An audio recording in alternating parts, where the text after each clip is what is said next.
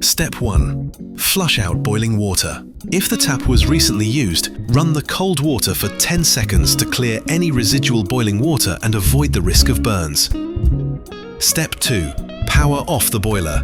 Switch off the boiler using the power button on the digital screen, and then turn off the main power socket as well.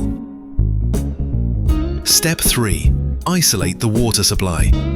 Close the cold and hot water isolation valve located underneath the sink. This will prevent water from flowing during the replacement process.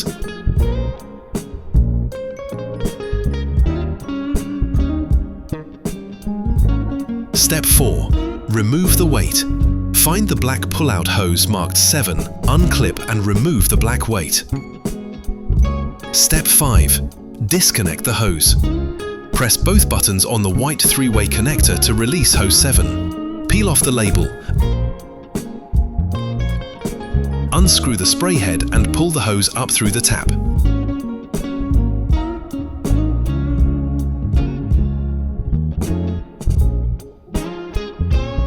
Step 6.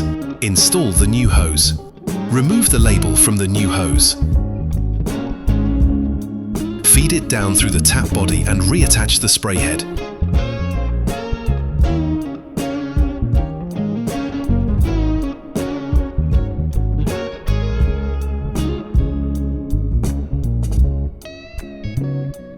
Step 7. Reconnect everything. Push the hose into the 3-way connector until it clicks. Then re-clip the connector into its bracket.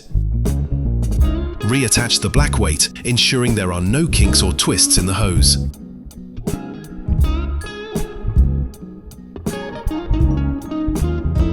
Step 8.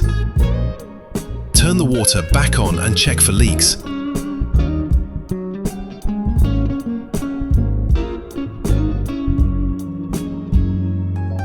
Then switch the main socket back on, followed by the digital screen power button.